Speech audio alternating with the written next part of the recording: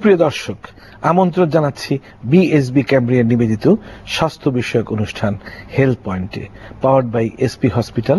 আপনাদের সাথে আছি আমি প্রফেসর ডক্টর ইকবাল হাসান মাহমুদ। আমাদের আজকের আলোচনার বিষয় হিপ অ্যান্ড নি রিপ্লেসমেন্ট।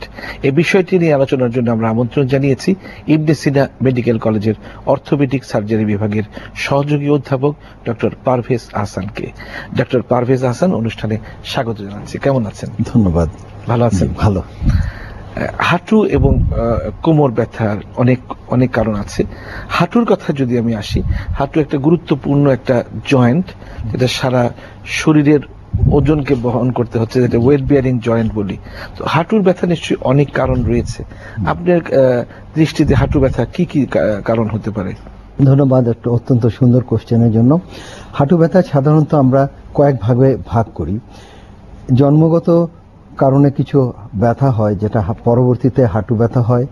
অল্প বয়সেও কিছু কিছু কারণে হাঁটু ব্যথা হয়, মাঝ বয়সে কিছু কিছু কারণে হাঁটু ব্যথা হয়, এবং পরন্তকালে বা ওল্ড এজে, বার্ধক্যে হাঁটু ব্যথা হয়। তবে এই সব অনেক কারণে যতই হাঁটু ব্যথা হোক, হাঁটু ব্যথার সবচেয়ে বেশি মানুষকে নাড়া দেয় সেটা হচ্ছে বার্ধক্য জনিত হাঁটু ব্যথা। মানে তাহলে বয়স ভেদে মানে হাঁটু ব্যথারও কারণ আলাদা আলাদা রয়েছে। জি। এবং বার্ধক্যে আপনি বললেন যে একটা বড় সমস্যা হয়ে দাঁড়ায় এই হাঁটু ব্যথা, ঠিক মতো নামাজ পড়তে পারে না, ঠিক মতো হাঁটতে পারে না। তো আমি যদি আপনি যে বলেছেন যে যুবক বয়সে, ইয়াং এইজে যখন হাঁটু ব্যথা হয়, কিন্তু তখন কারণগুলি কি থাকে? জি, ইয়ং এজের বিশেষ করে দেখা যায় যে একজন ছাত্র যখন ক্লাস 7 বা 8-এ হয়, তখন একটা কারণে হাঁটুর ব্যথা খুবই ওই বয়সটাকে নাড়া দেয়। সেই কারণটা হচ্ছে অসগুড স্লটার ডিজিজ। এটা হাঁটুর সামনে যে একটা এপিফাইসিস আছে, বা যেটা হাড় বাড়ে, সেটা ফিউশনের আগে সে ব্যথাটা হয়। এবং দেখা যায় যে যখন সে খেলাধুলা শুরু করে তখনই এই ব্যথাটা বাড়তে থাকে। তখন তাদের প্যারেন্টসরা, যা বাবা মারা আছে, তখন খুব বেশি এই কারণটা সম্পর্কে উদ্গ্রীব থাকে, কি ব্যাপার, কি হলো। আসলে এটা ফিজিওলজিক্যাল কজ, এটা কোনো বড়সড় কারণ না। শুধুমাত্র সে যদি ওই সময় কিছুদিন রেস্টে থাকে বা বিশ্রামে থাকে, এবং সে যদি সেই সময় খেলাধুলাটা না করে, 6 মাস থাকলে এই ব্যথাটা, মানে তাহলে কথা দাঁড়াচ্ছে, যদি এই ধরনের ব্যথা হয় তখনই তাকে রেস্টে থাকতে হবে, আদারওয়াইজ ব্যথা না হলে তার খেলাধুলা করবে, রেস্ট প্রশ্ন আসছে না। আর আছে যে জন্মগত কারণে আপনি একটু টাচ দিয়েছিলেন, যে জন্মগত কারণেও হাঁটু ব্যথা বা ব্যথা হতে পারে। এটা একটা হচ্ছে হাঁটুর ভিতরে একটা কার্টিলেজের মতো জিনিস আছে, এবং সেটাকে বলা হয় ডিস্কয়েড মেনিসকাস। যদি এই যে মেনিসকাসটা যদি একটা ডিস্কের মতো হয়ে যায়, তখন তার হাঁটতে অসুবিধা হয়, এবং কিছুদিন পরে দেখা যায় যে তার হাঁটুতে ব্যথা হচ্ছে। আপনি যেটা আমাদের খুব মানে মেইন কনসার্ন, যে একটু মানে বার্ধক্যে যে অনেকগুলো বার্ধক্যজনিত রোগ হয়, তার মধ্যে অস্টিও আর্থ্রাইটিস একটা বড় ভূমিকা রাখছে। অস্টিও আর্থ্রাইটিস যখন, এটা কোন বয়স থেকে দৃশ্যমান হয়? সাধারণত মহিলাদের একটু আর্লি দেখা যায়, এবং মেলদের একটু পরে দেখা যায়।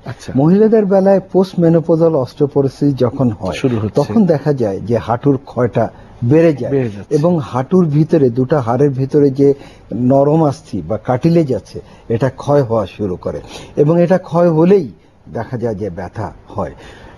এই ব্যথাকে আমরা 3 ভাগে ভাগ করি: অল্প ব্যথা, মাঝারি ব্যথা এবং বেশি ব্যথা। এবং অল্প ব্যথা যখন শুরু হয় তখনও ওই ব্যথাটাকে খুব কষ্ট দেয়, এবং বেশি ব্যথা হলে তখন তো কিছু করারই থাকছে না। আরেকটা হচ্ছে যে এই যে ওবেসিটি, যেটা বা অতি ওজন, সেখানেও কি অস্টিওপোরোসিসের একটা, অস্টিও আর্থ্রাইটিসের একটা ভূমিকা? অস্টিও আর্থ্রাইটিস যে কয়টা কারণ ইম্পর্টেন্ট, তার মধ্যে একটি সবচেয়ে বেশি বড় কারণ হচ্ছে ওবেসিটি। এমনি হাঁটুটা একটা ওয়েট বিয়ারিং জয়েন্ট, সেই সাথে যদি ওবেসিটিটা অ্যাড হয়ে যায়, তখন তার হাঁটু ব্যথাটা আরো বেড়ে যায়, এবং দেখা যায় যে হাঁটুর ক্ষয়ের পরিমাণ ওবেসিটি বা অতিরিক্ত ওজন যাদের, তাদের আরো বেশি হয়। মানে ওবেসিটি অনেক সমস্যারই জন্ম দেয়। বড় সমস্যা হচ্ছে যেহেতু একটা ওয়েট বিয়ারিং জয়েন্ট, এই নি জয়েন্টটা এত ভারী একটা দেহকে বহন করতে হচ্ছে, অস্টিওআর্থ্রাইটিসটা তাড়াতাড়ি ত্বরান্বিত হচ্ছে। এবং এটা সমস্যার সমাধানও করা যায় না।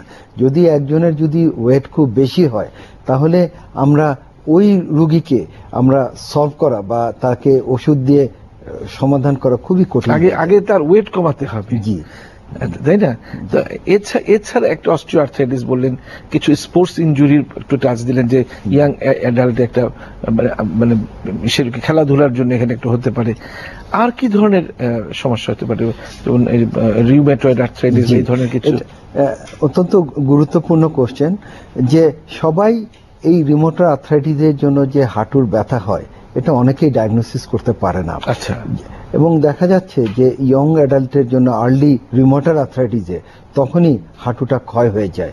এবং দেখা যাচ্ছে যে এতই তার হাঁটু ক্ষয় হয়, তখন ওই হাঁটুটা অকেজো হয়ে যায় এবং তার তখন হাঁটুর জন্য হাঁটুর রিপ্লেসমেন্ট সার্জারি প্রয়োজন পড়ে। তাহলে রিউমেটয়েড আর্থ্রাইটিস আমরা জানি যে মানে ছোট ছোট জয়েন্ট গুলো ইনভলভমেন্ট হয়, হাঁটুতেও তাহলে ইনভলভমেন্ট হচ্ছে? জি, প্রথম দিকে যদিও ছোট জয়েন্টে ইনভলভ হয়, পরবর্তীতে এটা দেখা যাচ্ছে হাঁটু, হিপ জয়েন্ট এবং স্পাইনের জয়েন্টও এটা ইনভলভ হয়ে যায়। এবং হাঁটুটা যেহেতু এটা মোবিলাইজ করার জন্য খুবই প্রয়োজন, হাঁটা চলা খেলাধুলা, সেজন্য এটা খুবই গুরুত্বপূর্ণ যে রিউমেটয়েড আর্থ্রাইটিস হাঁটুতে। আরেকটা হচ্ছে যে বাংলাদেশে যক্ষা প্রবণ একটি দেশ, এখানে তো যক্ষা দিয়েও তো দেখা যায় নিউ জয়েন্টে দেখা যায় যে টিউবারকুলার আর্থ্রাইটিস, এই ধরনের রোগী আপনি কেমন পান? জি, এটা অত্যন্ত গুরুত্বপূর্ণ বাংলাদেশের আসপেক্টে, যে অনেকেই জানে না যে হাড়ে যক্ষা হয়। মানুষ ভাবে যে ফুসফুসি যক্ষা হয়। যক্ষা মানে হচ্ছে ফুসফুসি, কিন্তু তাদের এটা বাংলাদেশের একটা গ্রেট কনসার্ন যে মেরুদণ্ডে এবং হাঁটু বা কোমর বা হিপ জয়েন্টে যক্ষা বা টিউবারকুলোসিস হয়। এবং হাঁটুতে যক্ষা যে খুব আনকমন তা না, আমি তো একজন যক্ষা বিশেষজ্ঞ হিসেবে অনেক পাই। জি, আপনি অনেকই পান। এবং দেখা যাচ্ছে এই যক্ষা শুধু ক্ষয়ই করে না, এই যক্ষা হাঁটুর জয়েন্টটা পুরোপুরি নষ্ট করে দেয়, খেয়ে ফেলে। জি, পুরোপুরি খেয়ে ফেলে। তো এরকম তো আপনি যদি আপনি ভার্টিব্রার বললেন, ভার্টিব্রার টিউবারকুলোসিস হয়ে দেখা যাচ্ছে যে পর্স ডিজিজ ডেভেলপ করছে, কুজো হয়ে যাচ্ছে, হিপ জয়েন্ট খেয়ে ফেলতেছে, প্রচুর বাংলাদেশে এটা হচ্ছে। তো এটাও একজন চিকিৎসকের দিকে মানে এটা লক্ষ্য রাখতে হবে যে ব্যথা হয়েছে, শুধু ব্যথা নাশক ওষুধ খেলাম, যে রোগটা কি হয়ে গেছে সেটাও আমাদের খুবই কনসার্ন। যে হাঁটুতে যদি যে রোগ হয়, এটা যে শুধু অস্টিওআর্থ্রাইটিস চিন্তা করলে হবে না, আমাদেরকে এখানে যে ইনফেকশন, বিশেষ করে ক্রনিক ইনফেকশন, টিউবারকুলোসিসের মতো, এটাও আমাদের ডায়াগনোসিসে আনতে হবে। যখন হাঁটুতে একজন রোগ নিয়ে আসে, তখন সবকিছু আমরা ইনভেস্টিগেশন করি। ইনভেস্টিগেশনের মধ্যে কি কি আসছে? ইনভেস্টিগেশনের মধ্যে আমরা সাধারণত রক্ত পরীক্ষা করি, রক্তের ভিতরে ইএসআর বা টিবি ব্যাসিলাই আছে কিনা সেটা, বা আরএ টেস্ট করি, আর্থ্রাইটিস আছে কিনা, অ্যাঙ্কাইলোজিং স্পন্ডিলাইসিস হলো কিনা সেটা এইচএলএ টেস্ট করি, এবং এর পরবর্তীতে এক্সরে করি, অনেক সময় এমআরআইও করি। এমআরআই প্রয়োজন হবে। তো আমরা তো এই রোগ নির্ণয় আরো বিভিন্ন মানে ভাবে করা যেতে পারে, তবে একজন ক্লিনিশিয়ানের যে গোয়েন্দা সুলভ মানসিকতা, এটা বোধহয় খুব গুরুত্বপূর্ণ। অবশ্যই এটা ক্লিনিক্যাল টেস্ট গুলো খুব ইম্পর্টেন্ট। আমরা দেখি যে তার যদি মাসেল ওয়াস্টিং হয়ে যায় ডেফিনেটলি, এবং যদি হাঁটুতে কোনো রস জমে যায়, ফুলে যায়, তখন আমরা চিন্তা করি ওই রস দিয়ে আমরা কিভাবে ডায়াগনোসিস করতে পারি। আমরা আরো কথা শুনবো ডক্টর পারভেজ আহসান। একটি বিরতিতে যেতে হচ্ছে। সুপ্রিয় দর্শক, সময় হলো একটি বিজ্ঞাপন বিরতিতে যাবার, ততক্ষণ বৈশাখীর সাথেই থাকুন।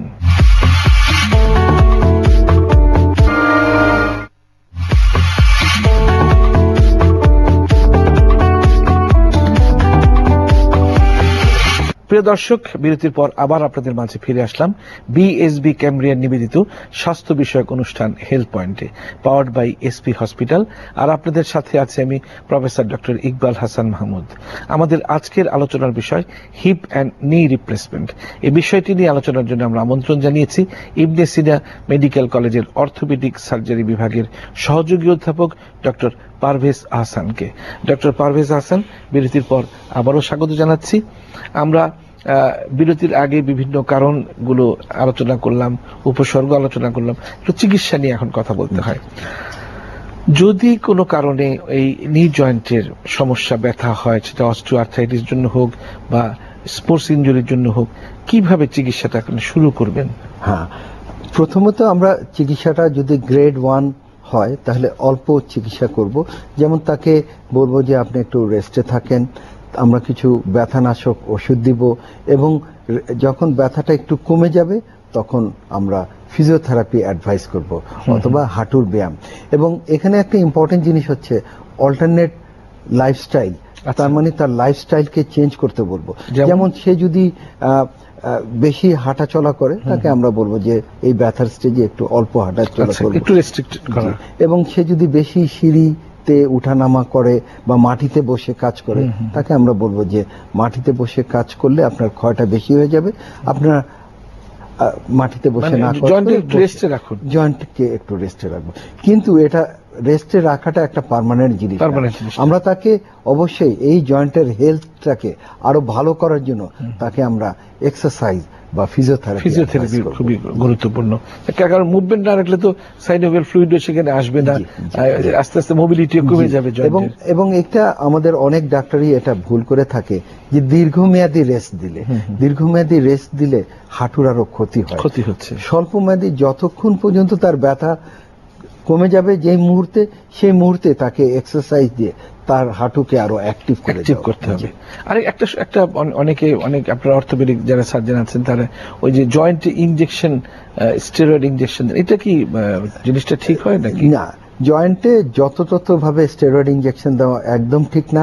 জয়েন্টে আমরা খুব বেশি ব্যথা হলে আমরা একবার কি দুবার স্টেরয়েড ইনজেকশন দিতে পারি, কিন্তু এটা অনেকেই ম্যাজিক্যাল ড্রাগ হিসেবে ইউজ করে জয়েন্টে যত্র ভাবে ইনজেকশন ইউজ করে তার জয়েন্টে কার্টিলেজগুলো সব খেয়ে যাচ্ছে, ডিস্ট্রয়েড হয়ে যায়। প্লাস স্টেরয়েডের তো একটা টক্সিসিটি আছে, সাইড ইফেক্ট আছে। স্টেরয়েড অ্যাক্রোপ্যাথি এটা একটা টার্মিনাল আছে, যে স্টেরয়েড দিলে জয়েন্ট ক্ষতি হয়ে যায়, কিন্তু জয়েন্টে একবার দেওয়া যেতে পারে। একবার জাস্ট খুব বেশি পেইনফুল কন্ডিশন আছে, একটু দিয়ে জাস্ট একটু করলাম। তো এখন আমরা যে আমাদের প্রধান আজকে যে বক্তব্য সেটা হচ্ছে যে রিপ্লেসমেন্ট থেরাপি। রিপ্লেসমেন্টের আপনার ইন্ডিকেশন গুলো কি আছে? যদি বেশি ক্ষয় হয়ে যায়, অল্প বা মাঝারি ক্ষয় হলে আমরা কখনোই রিপ্লেসমেন্ট করি না। যদি হাঁটুর ভিতরে কার্টিলেজের 2/3 বেশি ক্ষয় হয়ে যায় এবং কোনো ওষুধেই এই হাঁটু ব্যথা যখন না কমে এবং হাঁটু যখন অকার্যকর হয়ে যায়, ঠিক তখনই আমরা নি রিপ্লেসমেন্টের কথা বলি।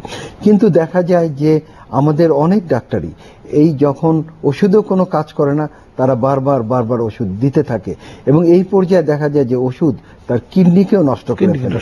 এবং এই ক্ষেত্রে অবশ্যই একজন রোগীকে মনে রাখতে হবে ব্যথার ওষুধ শরীরের জন্য খুব খারাপ। বিশেষ করে কিডনি ফেলিউর একটা অন্যতম কারণ, গ্যাস্ট্রাইটিস হতে পারে। আপনি এই যে বলেছেন যে বড় একটা অংশ অকার্যকর, এটা কিভাবে ডায়াগনোসিস আপনি করবেন? কি এমআরআই দিয়ে না এক্সরে দিয়ে না কি করে? ডায়াগনোসিস করতে হলে আমাদের ক্লিনিক্যাল এক্সামিনেশন আছে এবং রোগী বলবেই যে আমি হাঁটতে পারতেছি না, আমি মাটিতে বসতে পারতেছি না, আমি সিঁড়িতে উঠতে পারতেছি না। তখন আমরা দেখব যে হাঁটুর মুভমেন্ট, রেঞ্জ অফ মুভমেন্ট কতটা আছে। রেঞ্জ অফ মুভমেন্ট যদি দেখি খুব কমে আসছে, খুব স্টিফ হয়ে যাচ্ছে, তখন এবং এক্সরেতে দেখব যে জয়েন্ট স্পেস নেই, তখনই আমরা অ্যাডভোকেট করব যে আপনার জয়েন্ট স্পেস একদমই কমে গেছে। এটা কোনো একটা আপনি যখন ডিসিশন নেবেন যে রিপ্লেসমেন্টটাকে করবেন, কোনো এইজের একটা জি অবশ্যই। সাধারণত নি রিপ্লেসমেন্ট কখনই 40-এর নিচে আমরা করি না। আমরা সাধারণত এটা যেহেতু এটা সম্পূর্ণভাবে রিপ্লেস করা হয় এবং সারা জীবনের জন্য, সেহেতু এটা আর্লি এইজে কখনই রিপ্লেসমেন্ট করি না। রিপ্লেসমেন্ট করি অবশ্যই 40-এর উপরে এবং অবশ্যই তার যদি হাঁটু একদম ক্ষয় হয়ে যায় তখনই আমরা করি। হিপ রিপ্লেসমেন্ট কি আরো জটিল একটা কিছু বা না? ইন্ডিকেশন একই। যদি হিপও যদি ক্ষয় হয়ে যায় এবং যখন ক্ষয় হতে হতে টার্মিনাল এজ হয় এবং ব্যথায় রোগী যখন অসহ্য সহ্য করতে পারি না, তখন হিপের কোন ধরনের রোগে সাধারণত, আমরা তো নি জয়েন্টের অস্টিওআর্থ্রাইটিসের কথা বললাম, হিপে কোন ধরনের জয়েন্ট সমস্যা হলে এরকম পর্যায়ে আসতে পারে যে যখন রিপ্লেসমেন্টের একেবারে প্রয়োজন হয়ে দাঁড়ায়? সবচেয়ে বেশি কারণটা সেটা হচ্ছে এভিয়ান বা অ্যাভাস্কুলার নেক্রোসিস যেটা ফিমোরাল হেডে হয়, সেটাই হলো মূল কারণ। এটার অন্যতম কারণ হচ্ছে যত্রতত্রভাবে স্টেরয়েড খাওয়া। হঠাৎ করে দেখা যাচ্ছে সে শ্বাসকষ্ট নিয়ে আসতেছে না, সে বলতেছে যে আমার হিপের ভিতরে প্রবলেম। তখন এক্সরে করে দেখা যাচ্ছে যে তার হিপ জয়েন্টই নষ্ট হয়ে গেছে। এবং এই ক্ষেত্রে এভিয়ান বা অ্যাভাস্কুলার নেক্রোসিস এটা হচ্ছে। আর একটা কারণ হচ্ছে অনেক সময় হিপের ফ্র্যাকচার হয়, এবং এই ফ্র্যাকচারের ম্যানেজমেন্টটা যদি ঠিকভাবে না করা হয়, হিপে যদি স্ক্রু দেওয়া হয় এবং সেটা সঠিক জায়গাতে না হয়, দেখা যাচ্ছে যে এভিয়ান হয়ে যাচ্ছে হিপের হেডটা। এক্ষেত্রেও আমরা হিপ রিপ্লেসমেন্ট করি। তাছাড়া আপনি আগেই বলেছেন যে টিউবারকুলোসিস, হিপেও টিউবারকুলোসিস হয়, খুবই কমন বাংলাদেশে। জি, এবং হিপেও অস্টিওআর্থ্রাইটিসও হয়। তো হিপেও যে রিপ্লেসমেন্ট এটা যে খুব আনকমন বা খুব কম হয় তা না, হিপেও প্রচুর পরিমাণে হিপ রিপ্লেসমেন্ট। এই যে নি রিপ্লেসমেন্ট আপনি করলেন, তারপর কতদিন রোগীকে রেস্টে থাকতে হবে এরকম কোনো কথা আছে, বা এর পরবর্তী ফলো আপটা কিভাবে হবে? জি, অত্যন্ত গুরুত্বপূর্ণ কোশ্চেন, কারণ সবাই অপারেশন নিয়ে ব্যস্ত থাকে, অপারেশন নিয়ে কনসেন্ট্রেটেড, কিন্তু অপারেশন পরবর্তী যে কাজগুলা এটা অত্যন্ত গুরুত্বপূর্ণ। এখানে আমরা প্রোটোকল ফলো করি। আমরা প্রথমে ঘাটা শুকানোর জন্য কিছু সময় নেই, তারপরে ব্যথাটা কমাই। হাঁটুর যে ব্যথা বা হিপ জয়েন্টের যে অপারেশনের পরবর্তী যে ব্যথাটা, এটা আমরা ওষুধ দিয়ে কমিয়ে ফেলি। তারপরে আমরা যে কাজটা করি, যেটা সবচেয়ে ইম্পর্টেন্ট, সেটা হচ্ছে আমাদের ফিজিওথেরাপি। হাঁটু এবং হিপের রিপ্লেসমেন্ট সার্জারির একটা অন্যতম পার্ট হচ্ছে আমাদের ফিজিওথেরাপি, এবং দীর্ঘমেয়াদী প্রোটোকল অনুযায়ী আমরা ফিজিওথেরাপি করি, এবং দেখা যাচ্ছে যে 3 থেকে 6 মাস ফিজিওথেরাপি করতে হয়। জি জি, রুগীও কাজ চালিয়ে যাবে, এবং সেই সাথে সে তার থাইয়ের ব্যায়াম এবং অন্যান্য জয়েন্টের নির্দিষ্ট যে প্রোটোকল অনুযায়ী যে ব্যায়ামটা সেটা চালিয়ে যাবে। এর জন্য কি আলাদা ধরনের কোনো ফিজিওথেরাপিস্ট আছে? জি, শুধু এইটু মানে রিপ্লেসমেন্টের পরে শুধু তারা ফিজিওথেরাপিতে এক্সপার্ট? জি, আমাদের অর্থোপেডিক ফিজিওথেরাপির একটা অন্যতম পার্ট হচ্ছে যে রিপ্লেসমেন্ট সার্জারির পরবর্তী তারা ফিজিওথেরাপি করিয়ে তার মাংসের পূর্ব অবস্থায় ফিরিয়ে আনে, এবং তখন সে হাঁটা চলা স্বাভাবিক কাজকর্ম করতে পারে। আর্থ্রোস্কোপি বলে যে একটা কথা আছে, এটার ব্যাপারটা কি? এটা জনপ্রিয় হয়ে উঠছে আস্তে আস্তে। এটা আজকের অর্থোপেডিক সার্জারির একটা বিশাল ক্ষেত্র হচ্ছে আর্থ্রোস্কোপিক সার্জারি। এখন আমাদের দেশে হাঁটু এবং শোল্ডার জয়েন্টেই আর্থ্রোস্কোপি করা হয়, কিন্তু ওয়েস্টার্ন ওয়ার্ল্ডে বা বাইরের দেশে হাঁটু, হিপ জয়েন্ট, নি জয়েন্ট এবং অন্যান্য সব জয়েন্টেই আর্থ্রোস্কোপি করা হয়। ইভেন তারা রিজ জয়েন্টেও আর্থ্রোস্কোপি করে। তো আর্থ্রোস্কোপির ব্যাপারটা হচ্ছে যে জয়েন্টের ভিতরে একটি ক্যামেরা দেখে জয়েন্টের ভিতরের যে প্যাথোলজিটা বা সমস্যাটা, সেটা সরাসরি সে সার্জন দেখতে পায়, এবং সেই অনুযায়ী সে ট্রিটমেন্ট করে। যদি দেখা যায় যে আর্থ্রাইটিস, সেও সেখানে শেভিং করে দেয়। যদি দেখা যায় যে লিগামেন্টের ইনজুরি, সে রিকনস্ট্রাক্ট করে, এবং বিভিন্ন একটা এক্সামিনেশন, ইনভেস্টিগেশন, তার পরবর্তীতে চিকিৎসা দুটাই। আর্থ্রোস্কোপির যে বৈশিষ্ট্য, সে একদিকে সে ডিরেক্ট এক্সামিন করতে পারে, আবার সে সেই অনুযায়ী ট্রিটমেন্ট করতে পারে। এবং দেখা যাচ্ছে যে ওয়েস্টার্ন ওয়ার্ল্ডে একজন অর্থোপেডিক সার্জন যারা আর্থ্রোস্কোপি করে, সে দুটোই একসাথে চালিয়ে যায়। ডক্টর পারভেজ আহসান অনুষ্ঠানে এসেছেন, আমাদের দর্শকদের অনেক মূল্যবান কথা শুনিয়েছেন। আপনাকে অনেক অনেক ধন্যবাদ। ধন্যবাদ প্রফেসর ইকবাল হাসান মাহমুদ, আপনাকে ধন্যবাদ। প্রিয় দর্শক, এতক্ষণ আমাদের সাথে থাকার জন্য আপনাদেরও অনেক ধন্যবাদ। আপনার স্বাস্থ্য বিষয়ক যে কোনো পরামর্শের জন্য যোগাযোগ করুন। যোগাযোগের ঠিকানা SP hospital, 32/35 Probal housing, ring road, Shyamoli, Dhaka. Phone 017122838484 এবং 0177752227 নম্বরে। দর্শক, আগামী অনুষ্ঠান দেখার আমন্ত্রণ রইল। ততক্ষণ পর্যন্ত ভালো থাকুন, সুস্থ থাকুন, নিরাপদে থাকুন। সবার জন্য রইল অনেক অনেক শুভকামনা।